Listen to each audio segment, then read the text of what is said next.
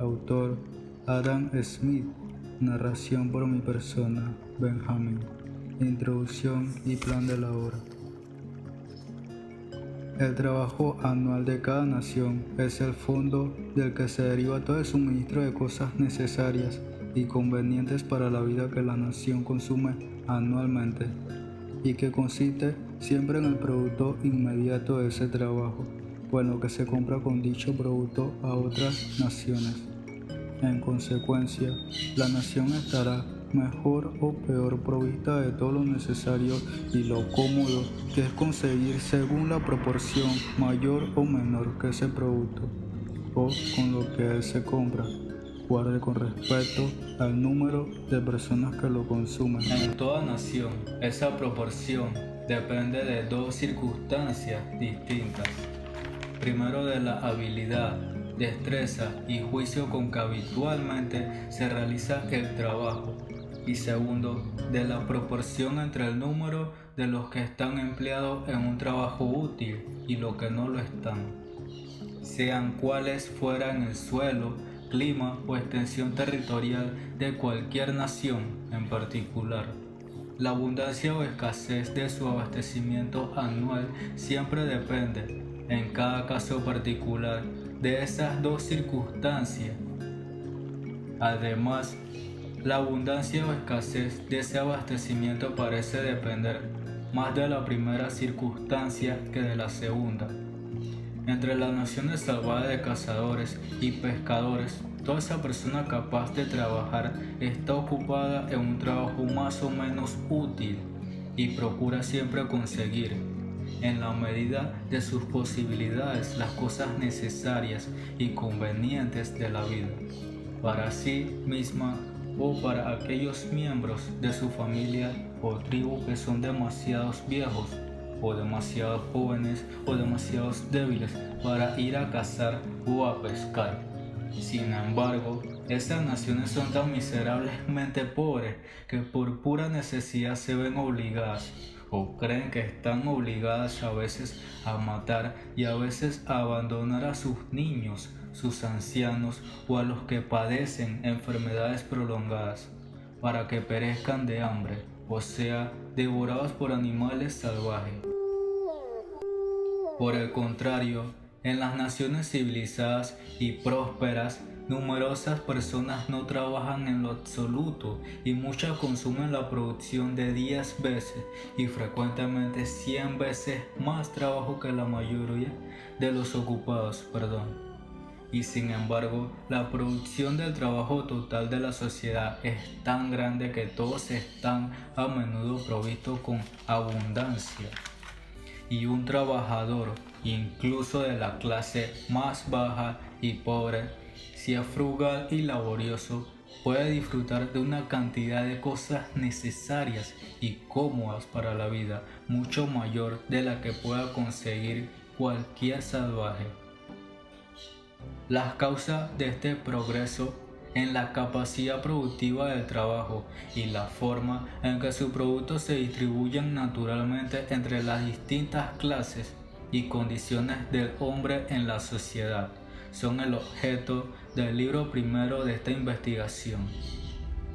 Sea cual fuera el estado de la habilidad, la destreza y el juicio con que el trabajo es aplicado en cualquier nación, la abundancia o escasez de su producto anual debe de vender, mientras perdure ese estado, de la proporción entre el número de los que están anualmente ocupados en un trabajo útil y los que no lo están. El número de trabajadores útiles y productivos, como se verá más adelante, está en todas partes en proporción a la cantidad de capital destinado a darles ocupación y a la forma particular entre dicha cantidad se emplea. El libro segundo así trata de la naturaleza del capital, de la manera en que gradualmente se acumula y de las cantidades diferentes de trabajo que pone en movimiento según las distintas formas que es empleado. Las naciones aceptablemente avanzadas en lo que se refiere a habilidad, destreza y juicio en la aplicación del trabajo han seguido planes muy distintos para conducirlo o dirigirlo, y no todos esos planes han sido igualmente favorables para el incremento de su producción. La política de algunas naciones han estimulado extraordinariamente el trabajo en el campo, la de otras el trabajo en las ciudades. Casi ninguna nación ha tratado de forma equitativa e imparcial a todas esas actividades. Desde la caída del Imperio Romano, la política de Europa ha sido más favorable a las artes, la manufactura y el comercio, actividades de las ciudades, que a la agricultura, el quehacer del campo. Las circunstancias que parecen haber introducido y fomentado esa política son explicadas en el libro tercero. Esos planes diferentes fueron probablemente establecidos debido a intereses y prejuicios privados de algunos estamentos particulares, sin consideración o previsión alguna de sus consecuencias sobre el bienestar general de la sociedad. Sin embargo, han dado lugar a teorías muy distintas de economía política, algunas de las cuales manifiestan la importancia de las actividades llevadas a cabo en el campo. Dichas teorías han ejercido una considerable influencia, no solo sobre las opiniones de las personas ilustradas, sino también sobre la conducta pública de los príncipes y estados soberanos. He procurado en el libro cuarto explicar esas teorías de la forma más completa y precisa, y también los efectos más importantes que han producido en diferentes épocas y naciones. El objeto de los primeros 4 libros de esta obra es explicar en qué ha consistido de la renta del conjunto de la población, o cuál ha sido la naturaleza de los fondos que en naciones y tiempos diferentes han provisto su consumo anual. El libro quinto y último aborda la renta del soberano o del Estado.